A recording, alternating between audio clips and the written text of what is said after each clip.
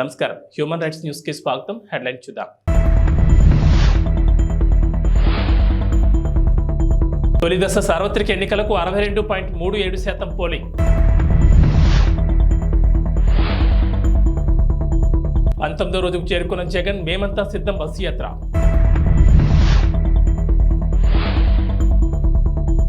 August 15లోగా ఖచ్చితంగా 2 లక్షల రుణమాఫీ. రేవంత్. ప్రచండ భానుడు నడినెత్తిన నిప్పులు జరుగుతున్నా, వడగాల్పులు వీస్తున్నా దేశవ్యాప్తంగా 16.63 కోట్ల మంది ఓటర్లు తమ ఓటు హక్కును వినియోగించుకున్నారు. కొన్ని చోట్ల వర్షం కురుస్తున్నా కూడా ఓటర్లు ఓపికగా లైన్లో నిలబడి ప్రజాస్వామ్యంలో తమ పవిత్ర కర్తవ్యాన్ని నిర్వర్తించారు.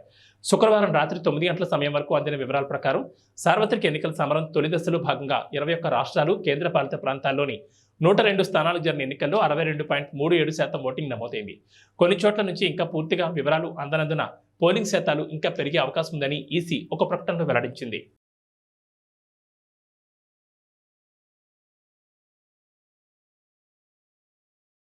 వైసీపీ ఆధ్వర్యంలో చేపట్టిన మేమంతా సిద్ధం బస్సు యాత్ర ఇవాటికి 19 రోజుకు చేరుకుంది. యాత్రలో భాగంగా సీఎం జగన్ ఇవాళ ఉదయం 9 గంటలకు గుడిచెర్ల నుంచి బస్సు యాత్రను కొనసాగిస్తున్నారు. నక్కలపల్లి, పులపర్తి, యలమంచిలి బైపాస్ మీదుగా అచ్యుతాపురం చేరుకుంటారు. అక్కడ భోజనం చేసి నరసింగపల్లి మీదుగా సాయంత్రం చింతపాలెంలో ఏర్పాటు చేసిన బహిరంగ సభలో పాల్గొంటారు. అనంతరం బయ్యవరం, కత్తింకోట, అనకాపల్లి బైపాస్, అస్కపల్లి మీదుగా చెన్నైపాలెం చేరుకుని రాత్రికి అక్కడ బస చేస్తారు. 10 ఏళ్ల వరకు తెలంగాణలో కాంగ్రెస్ ప్రభుత్వం ఉంటుందని సీఎం రేవంత్ రెడ్డి స్పష్టం చేశారు. కాంగ్రెస్ కార్యకర్తల అండతో కుర్చీపై కూర్చున్నామని, తమని ఎవరూ కదపలేరని మహబూబాబాద్ జనజాతర సభలో చెప్పుకొచ్చారు. ఆగస్టు 15 లోపు రైతులకు 2 లక్షల రుణమాఫీ చేసి చూపిస్తామన్నారు ముఖ్యమంత్రి రేవంత్ రెడ్డి. భద్రాద్రి రాముడు సాక్షిగా మాట ఇస్తున్నట్టు చెప్పారు. ఎన్నికల కోడ్ వచ్చి రుణమాఫీ చేయలేకపోయామని అన్నారు. రైతులకు వడ్లకు క్వింటాలకు 500 బోనస్ ఖచ్చితంగా అందిస్తామన్నారు. ఎన్నికల్లో వచ్చిన వాగ్దానాలన్నీ ఖచ్చితంగా కాంగ్రెస్ ప్రభుత్వం అమలు చేస్తుందని చెప్పారు. కేసీఆర్ గానీ 10 ఏళ్ళు గద్దె మీద ఉన్న మోడీని ఎందుకు గద్దె దించమంటలేడు? మిత్రులారా, మీరు ఆలోచన చేయండి. 100 రోజుల్లో నేను ఇన్ని పనులు చేసిన, ఇంకా చేయాల్సినవి ఉన్నాయి. ఇవాళ ఎన్నికల కోడ్ వచ్చింది కాబట్టి ఇవాళ రైతు రుణమాఫీ నేను చేయలేకపోయినా. అందుకే ఈ నారాయణపేట గడ్డ మీద నుంచి తెలంగాణ రైతాంగానికి 69 లక్షల రైతులకు నేను మాట ఇస్తున్నా. ఆగస్టు 15 తారీఖు లోపల 2 లక్షల రూపాయల రైతు రుణమాఫీ చేసి తీరుతా. ఎట్లయితే నారాయణపేట కొడంగల్ ఎత్తిపోతల పథకం పూర్తి చేసినో, ఎట్లయితే ఆర్టీసీ ఉచిత ప్రయాణం ఇచ్చినో, ఎట్లయితే 500 రూపాయలకు సిలిండర్ ఇచ్చినో, అట్లనే 15 ఆగస్టు లోపల 2 లక్షల రూపాయల రైతు రుణమాఫీ చేస్తా. ఏకకాలంలో మొత్తంలో మీకు రుణమాఫీ చేసే బాధ్యత నాది. మీ బిడ్డను నేను. చేనేత కార్మికులకు చెల్లించాల్సిన బకాయిలు 50 కోట్లను రాష్ట్ర ప్రభుత్వం విడుదల చేసింది. గత ఏడాది బతుకమ్మ చీరలకు సంబంధించి అప్పటి బీఆర్ఎస్ ప్రభుత్వం దాదాపు 351 కోట్ల బిల్లులు చెల్లించలేదు. దీంతో వేలాది మంది కార్మిక కుటుంబాలు ఆందోళన దిగాయి. మంత్రి పొన్నం కార్మికులతో చర్చించి బకాయిల విషయాన్ని ప్రభుత్వం దృష్టికి తీసుకెళ్లారు. దీంతో ప్రభుత్వం ఆర్థిక వెసులుబాటును దృష్టిలో పెట్టుకుని 50 కోట్లు రిలీజ్ చేసింది. దీంతో వేలాది మంది కార్మికులకు ఊరట కలగనుంది. అదేవిధంగా రాష్ట్ర ప్రభుత్వం గడిచిన 3 నెలల్లో సమగ్ర శిక్ష అభియాన్ యూనిఫామ్ల తయారీకి సుమారు 47 కోట్లు అడ్వాన్స్గా చెల్లించింది. నూలు కొనుగోలు, సైజింగ్కు 14 కోట్లు విడుదల చేసింది. గత ఏడాది వేసవిలో మొత్తం 6,369 అదనపు ట్రిప్పులు నడిపామని, ఈసారి ఆ సంఖ్యను 9,111కు పెంచామని రైల్వే శాఖ తెలిపింది. అత్యధికంగా పశ్చిమ రైల్వే నుంచి 1,878 ట్రిప్పులు ఉండగా, వాయువ్య రైల్వే నుంచి 1,623, దక్షిణ మధ్య రైల్వే నుంచి 1,112, తూర్పు మధ్య రైల్వే నుంచి 1,003 తర్వాతి స్థానాల్లో ఉన్నాయి. మీడియా కథనాలు, సోషల్ మీడియా ప్లాట్ఫామ్లు, railway integrated help line number 139, passenger reservation system వంటి వేదికల నుంచి సేకరించిన సమాచారం ఆధారంగా డిమాండ్ను అంచనా వేసినట్లు రైల్వే శాఖ వెల్లడించింది. డిమాండ్కు అనుగుణంగా మరిన్ని రైళ్లు, ట్రిప్పులను పెంచుతామని వెల్లడించింది. ప్రయాణికుల భద్రత, త్రాగునీటి లభ్యత, రద్దీ నియంత్రణ చర్యలు తీసుకోవాలని ఉన్నతాధికారులను రైల్వే శాఖ ఆదేశించింది.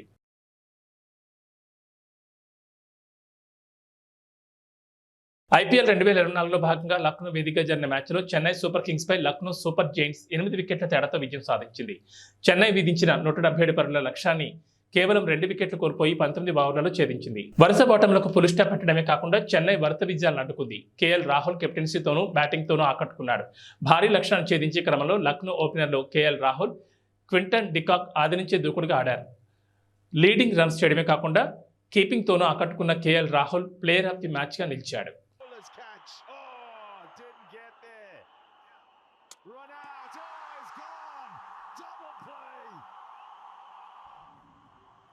Tushar Deshpande was thinking there's going to be a fielder who's going to come around, take that catch. Moeen Ali. AP Telangana రెండు తెలుగు రాష్ట్రాల్లో వేసవి ప్రభావం బాగానే కనబడుతోంది. పగటి వేళ ఎండల తీవ్రత గంట గంటకు అధికమవుతోంది. సాధారణ కన్నా ఉష్ణోగ్రతలు 2 నుంచి 3 డిగ్రీలు అధికంగా ఉండనున్నాయి. వాతావరణంలో మార్పు కూడా స్పష్టంగా కనబడుతోంది. మధ్యాహ్నం వేళ భోజనం చేసిన తర్వాత ఎండకు జడిసి బయటకు వెళ్లడం కూడా మానుకుంటున్నారు జనాలు. 2 రోజుల నుంచి ఎండల తీవ్రత గట్టిగా ఉంటుంది. శరీరం డిహైడ్రేట్ కాకుండా చూసుకోవాలని వైద్యులు సూచిస్తున్నారు. తెలంగాణలో పగటి ఉష్ణోగ్రత గరిష్టంగా 33 డిగ్రీలు నమోదవుతుంటే రాత్రి సమయంలో 20 డిగ్రీలుగా నమోదవుతోంది. మరోవైపు గాలులు కూడా వీస్తున్నాయి. తెలంగాణ ప్రాంతంలో వేడి కూడా ఎక్కువగా అవుతోంది. గులకరాయి దాడి ఘటనలో మలుపులు తిరుగుతున్న దర్యాప్తు ఇప్పుడు విజయవాడ సెంట్రల్ నియోజకవర్గ టీడీపీ అభ్యర్థి బొండా ఉమామహేశ్వరరావు వైపు వెళ్తోందా? కేసులో ఆయనను నిందితుడిగా చేర్చే ప్రయత్నాలు జరుగుతున్నాయా అంటే ప్రస్తుతం జరుగుతున్న పరిణామాలు అందుకు అవుననే సమాధానమిస్తున్నాయి. విజయవాడ మొగల్రాజ్పురంలోని బొండా ఉమా ఇంటి వద్ద అజిత్ సింగ్ నగర్లో పార్టీ కార్యాలయం వద్ద శుక్రవారం రాత్రి హైడ్రామా నడిచింది. ఉన్నట్టుండి ఒక్కసారిగా పోలీసులు పార్టీ కార్యాలయం వద్దకు చేరుకోవడంతో అక్కడ ఉద్రిక్త పరిస్థితులు ఏర్పడ్డాయి. పోలీసులు వచ్చిన సమాచారం తెలుసుకున్న పార్టీ కార్యకర్తలు భారీ సంఖ్యలో కార్యాలయం వద్దకు చేరుకున్నారు. ఇక్కడ ధర్నా చేయమన్నారు.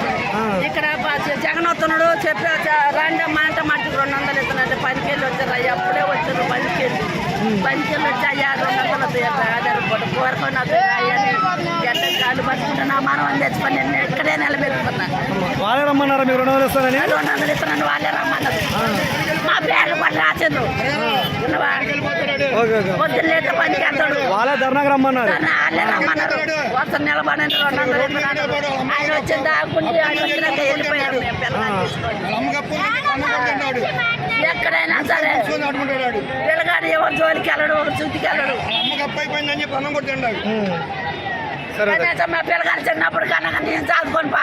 జలగన్న జగన్ కు ఇదివరకు ఇచ్చిన ఒక్క ఛాన్సే చివరి ఛాన్స్ కావాలని టీడీపీ అధినేత చంద్రబాబు అన్నారు. తోపిడి విధ్వంసమే సీఎం జగన్ నైజమని మండిపడ్డారు. అధికారం కట్టబడితే వ్యవస్థను నాశనం చేస్తాడన్నారు.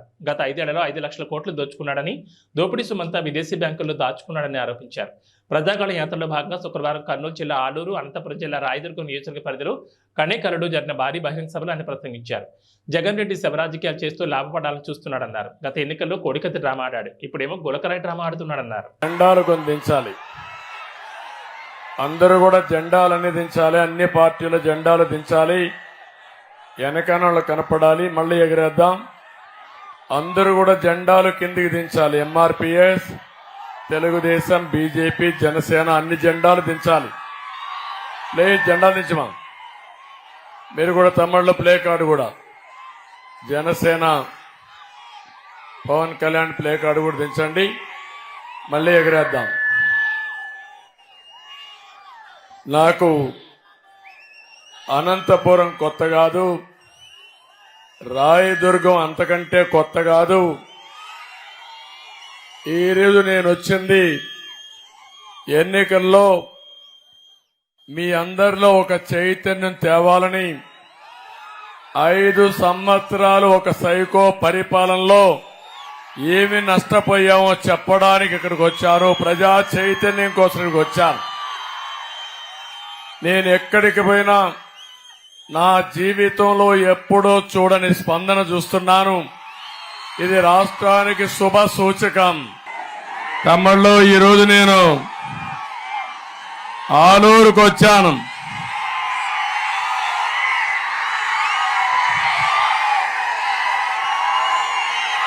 ఆలూరులో మీ ఉత్సాహం చూస్తా ఉంటే ఎన్నోసార్లు ఆలూరుకు వచ్చాను, కానీ ఇంత ఉత్సాహం నా జీవితంలో ఎప్పుడూ చూడలేదు. చాలా అభిమానంగా ఉన్నారు, ఉత్సాహంగా ఉన్నారు. ఈరోజు నేను ఒకటే మీ అందరినీ కోరడానికి వచ్చాను. ఏపీ చరిత్ర అదొకసారి తీసి పైకి పంపి పైకి ఇచ్చేయి. ఇటు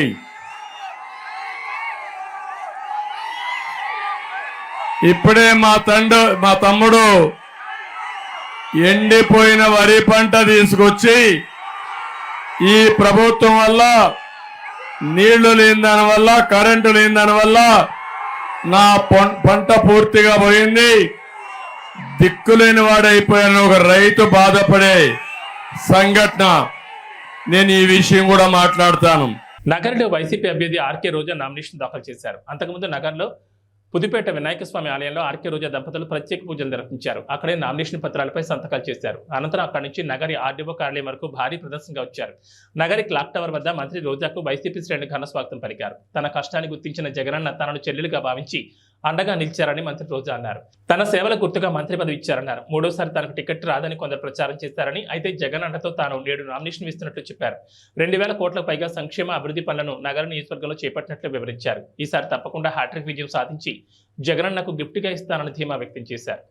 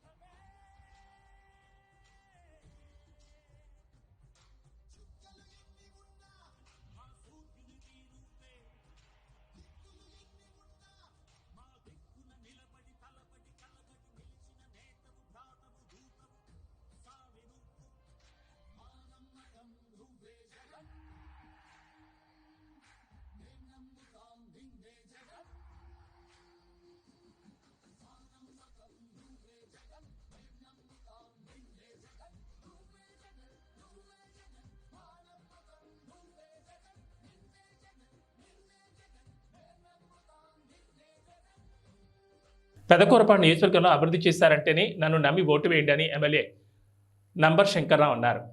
అమరావతి మండల కేంద్రంలో ప్రచారం నిర్వహించారు. ఈ సందర్భంగా మాట్లాడుతూ 2019లో ఒక ఛాన్స్ ఇచ్చారు, 2024లో మరో ఛాన్స్ ఇస్తే రాష్ట్రం మన నియోజకవర్గంలో మరింత అభివృద్ధి చెందుతుందని శంకర్రావు అన్నారు. ఫ్యాన్ గుర్తుపై ఓటు వేసి వైసీపీని గెలిపించాలని పెదకూరపాడు నియోజకవర్గ ప్రజలకు, నాయకులకు, అభిమానులకు పేరు పేరున అభ్యర్థించారు. కిలోమీటర్లు మనకోండి 7 సీ పోర్టులు తయారు చేస్తున్నాడు. అవి కనుకొస్తే మనకి ఇన్కమ్ రావడానికి ఎక్కువ అవకాశం ఉంది. ఆయన చేసే పనులు చాలా మంచి పనులు. రాబోయే రోజుల్లో మంచి ఇన్కమ్ వస్తుంది ఆంధ్రప్రదేశ్ కి. మరి ఐటీ రావాలంటే ఇక్కడ వాతావరణం క్లైమేట్ మనకి బాగా లేనప్పుడు ఇక్కడ రాదు, ఐటీ రాదు. అన్ని చోట్లకి ఐటీ రాదు. చంద్రబాబు చెప్పేది నేనే ఐటీని సృష్టించాలని చెప్తున్నాడు. మరి ఇక్కడ ఎందుకు పెట్టలేకపోయాడు? 14 సంవత్సరాలు సీఎం గా ఉన్నాడు. వైజాగ్ లో ఎందుకు పెట్టలేదు? విజయవాడలో ఎందుకు పెట్టలేదు? తిరుపతిలో ఎందుకు పెట్టలేదు? హైదరాబాద్ అనేది ఆయన చెప్పే మాటలు ఇవన్నీ నేనే సృష్టించాను. హైదరాబాద్ నేచురల్ గా గ్రోత్ అది. ఐటీ అనేది అక్కడ కుదిరింది, వచ్చేసింది అంతే. అన్ని రాష్ట్రాలు వచ్చారు, అక్కడ కుదిరింది. బెంగళూరు కుదిరింది, మద్రాసు కుదిరింది, పూణే కుదిరింది. మిగతా రాష్ట్రాలు కుదరలేదే. బాంబే కుదరలేదే, కలకత్తా కుదరలేదే, ఢిల్లీ కుదరలేదే. ఈయన చెప్పేవన్నీ గ్రాఫిక్స్, ఈయన చెప్పేదంతా అబద్ధాలు. మన ఆంధ్రప్రదేశ్ లో ఐటీ రావాలంటే ఏదైనా కొద్ది గొప్ప వస్తే వైజాగ్ తప్పితే ఎక్కడికి రాదు. అది అక్కడ మనకి అన్ని భాషలు వచ్చిన వాళ్ళు అక్కడ ఎంతో కొంత ఉన్నారు కాబట్టి అక్కడ డెవలప్ అవడానికి అవకాశం ఉంది. ఈ చంద్రబాబు చెప్పేది గ్రాఫిక్స్ మాత్రం దయచేసి మీరు నమ్మొద్దు. మీరు నమ్మితే మునిగిపోవడం తప్పితే ఆయన చెప్పే మాటలు ఒక్కటి కూడా నిజం లేదు.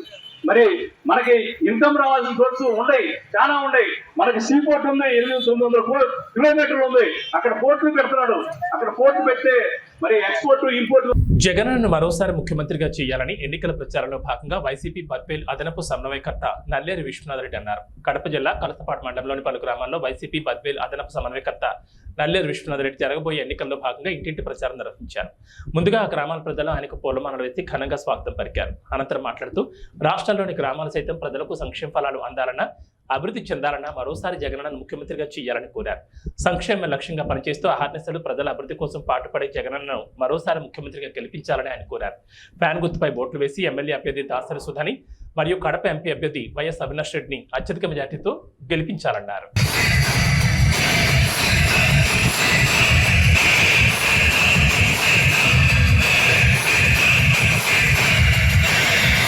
పంచాయతీ ఉన్నటువంటి ముదిరెడ్డిపల్లె, లింగారెడ్డిపల్లె గ్రామస్తులకు,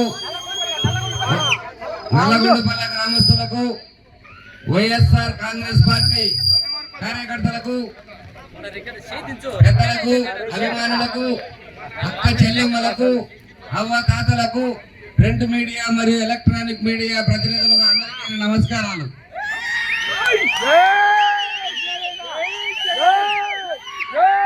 ప్రచారంలో భాగంగా నాకు ముదిరెడ్డిపల్లె రావడం చాలా సంతోషకరమైన విషయం.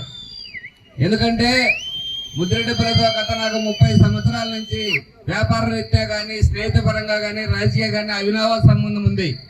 అందుకు నేను ధన్యవాదాలు తెలుపుకుంటూ సంతోషపడుతున్నాను.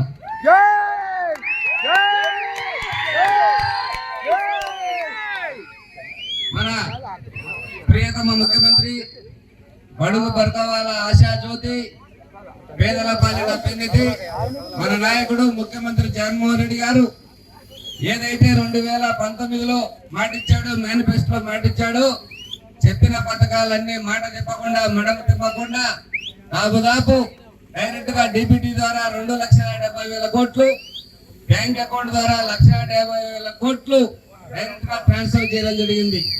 ఆ రోజు ఏం చెప్పాడంటే ప్రచారంలో భాగంగా కులాలు చూడం, మతాలు చూడం, పార్టీలు చూడం, వర్గాలు చూడం అని చెప్పి ప్రతి ఒక్కరికి పథకాలు ఇచ్చినటువంటి మన జగన్మోహన్ రెడ్డి. ఏమైనా నా వల్ల మీకు లబ్ధి చేరుకుంటే నాకు ఓటేయండి అని చెప్పిన ఏకైక దమ్మున్న వ్యక్తి జగన్మోహన్ రెడ్డి. భారతదేశంలో కూడా ఏ ఒక్క ముఖ్యమంత్రి, ఏ ఒక్క నాయకుడు కానీ నా వల్ల లబ్ధి పొందుంటే ఓటేయండి అని చెప్పిన వారు ఎవరు లేరు. చెప్పిన ఏకైక ముఖ్యమంత్రి మన జగన్మోహన్ రెడ్డి. మన అభివృద్ధి పరంగా చూస్తే మన బద్వేల్ తాలూకాకు 2019 నుంచి 2 సంవత్సరాలు కరోనా అందరూ ప్రపంచం 450 కోట్ల చిలుకలు లబ్ధి చేరింది. డైరెక్ట్ గా అయితేనేమి, ఇండైరెక్ట్ గా అభివృద్ధి పరంగా అయితేనేమి. అందులో భాగంగా కలసపాడుకు 160, కలసపాడు మండలానికి 168 కోట్లు డైరెక్ట్ గా మనకు డబ్బులు ఇవ్వడం జరిగింది. అదేవిధంగా బ్యాంక్ ట్రాన్స్ఫర్ ద్వారా 43 కోట్ల డబ్బులు ఇవ్వడం జరిగింది. నేనేం చెప్తున్నానంటే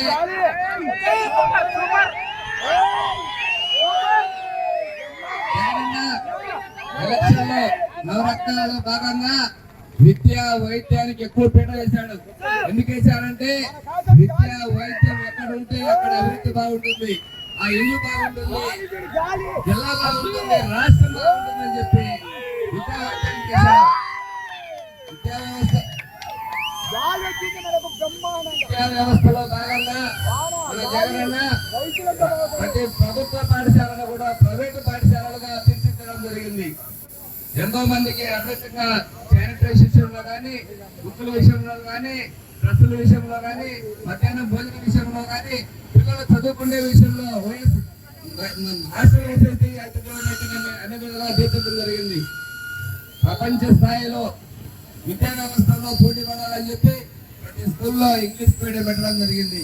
అంతేకాకుండా Eiffel, TOEFL, IB, CBSE syllabus కూడా పెట్టడం జరిగింది. తర్వాత ఇంకొక పోతే ఆరోగ్యపరంగా ఎదుర్కొంటే ఇంత ముందు మనకు ఆరోగ్యశ్రీ కేవలం 10 లక్షల రూపాయలు, ఇప్పుడు తెలంగాణ వచ్చిన తర్వాత 25 లక్షల రూపాయలు ఖరీదు చేయడం జరిగింది. కాకపోతే ప్రతి హెల్త్ రాష్ట్ర వ్యాప్తంగా 10,000 హెల్త్ క్లినిక్ పెట్టి ప్రతి ఇంటికి ఒక ఫ్యామిలీ డాక్టర్ని కూడా ఏర్పాటు చేయడం జరిగింది. అంతేకాకుండా తెలంగాణ ముఖ్యమంత్రి అయిన తర్వాత ఏకంగా 17 మెడికల్ కాలేజీలు పెట్టి 100,000 మంది డాక్టర్లను ప్రకటించడం జరిగింది. మన బద్వేల్లో డయాలసిస్ సెంటర్ ఇన్ని రోజులు మనం ఎక్కడైనా కిడ్నీతో చుట్టూ డయాలసిస్ కోసం హైదరాబాద్, ఢిల్లీలో మార్కెట్ పరిస్థితి. ఈ రోజు బద్వేల్లో కూడా డయాలసిస్ ఏర్పాటు చేయడం జరిగింది. ప్రభుత్వ విప్ ఎమ్మెల్యే గ్రంథి శ్రీనివాస్ భీమవరం నియోజకవర్గానికి వైసీపీ ఎమ్మెల్యే అభ్యర్థిగా నామినేషన్ దాఖలు చేశారు. అయితే ఎమ్మెల్యే గ్రంథి శ్రీనివాస్ నామినేషన్ దాఖలు చేస్తున్నారనే సమాచారం ప్రజలకు తెలియడంతో ఎవరికి వారు వేలాదిగా తరలివచ్చారు. వారి రాకతో భీమవరం జనసంద్రంగా మారింది. ఒక విధంగా చెప్పాలంటే ముఖ్యమంత్రి జగన్మోహన్ రెడ్డి ప్రజా సంకల్ప యాత్రలో పాదయాత్ర చేసినప్పుడు జనాదరణ ఎలా ఉందో నేడు ఎమ్మెల్యే గ్రంథి శ్రీనివాస్ కు ప్రజాదరణ అలా ఉందని చెప్పొచ్చు. పట్టణంలో మెయిన్ రోడ్డుతో పాటుగా ఏ రోడ్డు చూసినా ఆయన అభిమానులు ఎదురేగి మరీ ఆయనకు మద్దతు పలికారు. నామినేషన్ దాఖలు సందర్భంగా ఎమ్మెల్యే గ్రంథి శ్రీనివాస్ ఉదయమే భీమవరం ఎలవేల్పు మావుళ్ళ అమ్మవారిని దర్శించుకుని ప్రత్యేక పూజలు నిర్వహించారు. ముందుగా ఆలయ పరిధిలోని వినాయకుడికి పూజలు నిర్వహించారు. అనంతరం పద్మావతి వెంకటేశ్వర స్వామివారిని దర్శించుకున్నారు. తనకు మద్దతు పలకడానికి ఇంటికి వచ్చిన వేలాది మంది అభిమానులతో ఆయన కరచాలనం చేశారు. పాదయాత్ర చేసుకుంటూ ఆర్డీఓ కార్యాలయానికి చేరుకుని ఎన్నికల అధికారి ఆర్డీఓ శ్రీనివాస్ రాజులకు నామినేషన్ పత్రాన్ని అందించారు.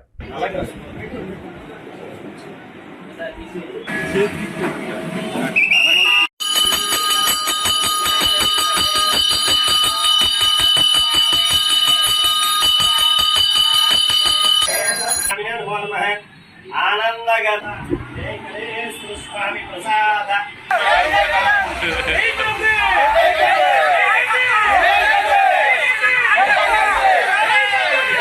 తీసుకుంటూ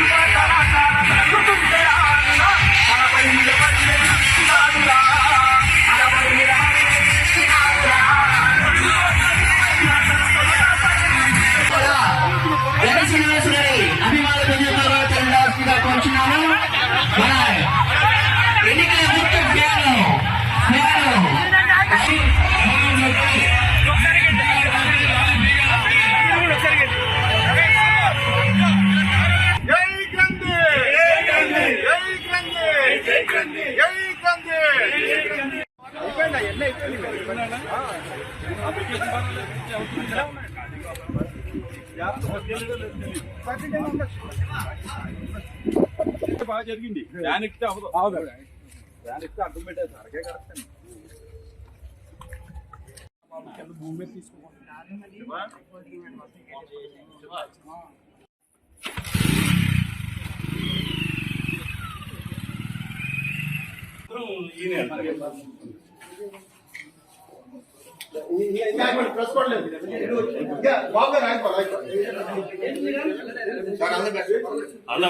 భీమవరం నియోజకవర్గ వైఎస్ఆర్ కాంగ్రెస్ పార్టీ అభ్యర్థిగా నామినేషన్ దాఖలు చేయడం జరిగింది.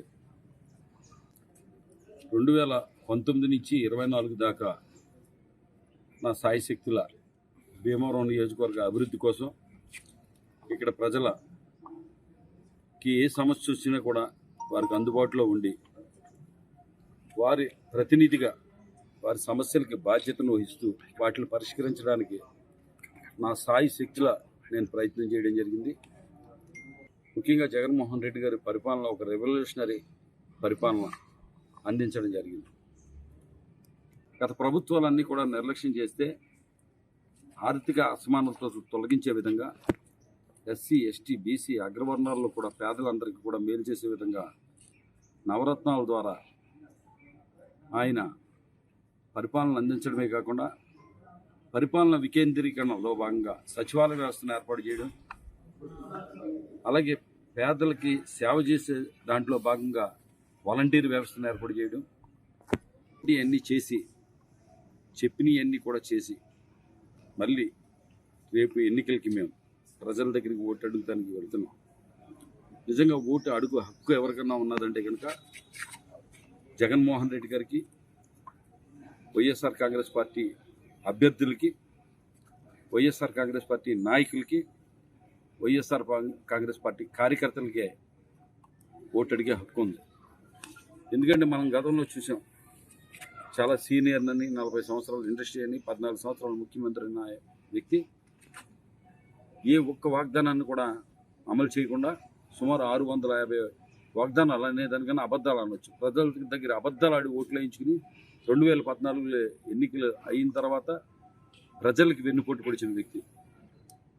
వెన్నుపోటు అనేది పేటెంట్గా పెట్టుకున్న వ్యక్తి చంద్రబాబు నాయుడు గారు. ఇవాళ జగన్మోహన్ రెడ్డి గారి పక్షాన ప్రజలందరూ కూడా ఉన్నారు కాబట్టి అన్ని పార్టీలకి సంబంధించి ప్రతి పార్టీకి ఎంతో కొంత ఓటు పర్సంటేజ్ ఉంటుంది. కానీ వాళ్ళ ప్రజల పూర్తి సంపూర్ణమైన మద్దతును ఎవరు కూడా పొందలేకపోయారు. అటు కమ్యూనిస్ట్ పార్టీలు కానీ, అటు భారతీయ జనతా పార్టీ కానీ, లేకపోతే జనసేన పార్టీ కానీ, తెలుగుదేశం పార్టీ కానీ, కాంగ్రెస్ పార్టీ కానీ, ఏ పార్టీ కూడా మెజార్టీ పీపుల్ మద్దతుని కూడగట్టలేకపోయారు. వాళ్ళెవరు కూడా సింగిల్గా పోటీ చేసి మరి ప్రభుత్వాన్ని స్థాపించలేదు. నిజంగా ప్రజాస్వామ్యంలో ఉన్న వెసులుబాటుని ఆసరాగా చేసుకుని అందరం కలిపి ఒకళ్ళ మీద యుద్ధం చేస్తామంటే అది నిజంగా ఒకడి మీదకి 10 మంది కలిపి యుద్ధానికి వెళ్తుంటే మన సమాజంలో ఎవరైనా న్యాయమని అంటారా? ఇందులో ప్రజలకు మంచి చేసిన పార్టీ మీద ఇంతమంది కలిసి దాడి చేసి ఏదో రకంగా ప్రజల మనిషిని, ప్రజల ప్రభుత్వాన్ని ఓడించాలని కోరుకుంటున్నారంటే కనుక అది ప్రజల మీద దాడిగానే భావిస్తాం. ఇవాళ రాష్ట్ర ప్రజలందరూ కూడా అలా భావించి జగన్మోహన్ రెడ్డి గారి వెంట నడిచి మళ్ళీ మన ప్రభుత్వం, వైఎస్ఆర్ ప్రభుత్వం, జగన్మోహన్ రెడ్డి గారిని మన ముఖ్యమంత్రిగా చేసుకోవడానికి సిద్ధంగా ఉన్నారని చెప్పి తెలియజేసుకుంటాం. ఇవాళ నామినేషన్ చెప్పండి. ఇళ్ల పట్టాలు ఇవ్వకుండా నల్లమేలు రామకృష్ణారెడ్డి కోర్టులో కేసు వేసి అడ్డుకున్నారని, ఇది నిజమని నిరూపిస్తే ఈ క్షణం పోటీ నుండి తప్పుకోవడానికి నేను రెడీ అని, నిరూపించకపోతే పోటీ నుండి తప్పుకోవడానికి మీరు రెడీనా అని నల్లమేలు ప్రశ్నించారు. ఈ విషయంపై నల్లమేలు నుండి ఇప్పటికే లీగల్ నోటీస్ ఎమ్మెల్యే అందుకున్నారు. అదే పట్టాల గురించి తప్పుడు ప్రచారం చేస్తున్నారు. నేను కోర్టులో వేసాను. నేను ఇప్పుడు మీ ఎదురుగా ఛాలెంజ్ చేస్తున్నాను. మీరు అడగండి ఆయన. నేను కోర్టులో వేసినట్టు ఆయన నిరూపించగలిగితే నేను ఇవాళ పోటీని తప్పుకుంటాను. నిరూపించలేకపోతే ఆయన తప్పుకుంటాడే అడగండి. మేము వచ్చిన తర్వాత మీకు పట్టాలు ఇచ్చే బాధ్యత నాది.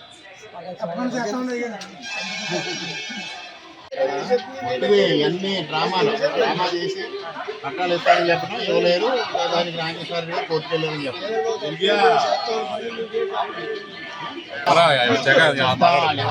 ఇవన్నీ అబద్ధాలు చెప్తారు. చేతగానే తను ఏంటంటే మీ వేసిన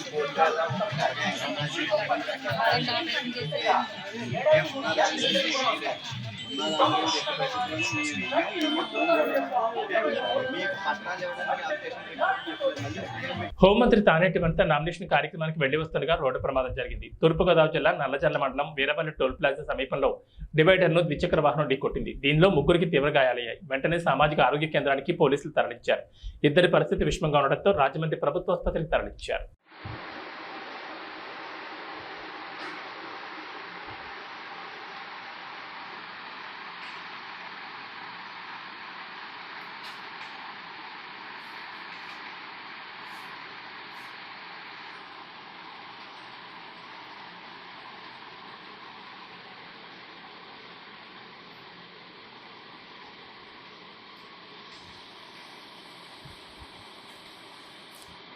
పిఠాపురంలో ఉన్న మన నిజమైన లోకల్ హీరో మన వంగా గీత మీకు మంచి చేస్తుందని ముఖ్యమంత్రి జగన్ అన్నారు. Local hero versus cinema hero ఎన్నికల్లో మీ ఓటు లోకల్ హీరోకే వేయాలని సీఎం జగన్ అన్నారు. పిఠాపురంలో ఉన్న ప్రతి ఒక్కరూ ఆలోచన చేయమని కోరుతా ఉన్నాను. లోకల్ హీరో కావాలనా లేకపోతే సినిమా హీరో కావాలనా అని ఆలోచన చేసుకోమని కోరుతా ఉన్నా. అక్కకు ఓటేస్తే ఎప్పుడు మీతోనే ఉంటుంది, మీకు మంచి చేస్తుంది. నేను కూడా దగ్గరుండి మంచి చేయిస్తాను అక్కతో. కానీ సినిమా హీరోకు మాత్రం ఓటు వేస్తే ఓటు వేయించుకున్నంత సమయంలో మాత్రమే ఇక్కడ ఉంటాడు. జ్వరం వచ్చినా కూడా తాను మళ్ళీ హైదరాబాద్కి వెళ్ళిపోతాడు. గుర్తుపెట్టుకోని మీ అందరితో కూడా కోరుతా ఉన్నాను. అక్కపై మీ చల్లని దీవెనలు ఆశీస్సులు ఉంచవలసిందిగా సవినయంగా కోరుతా ఉన్నా. ఏబీ బులెటిన్ విశేషాలు. నమస్కారం.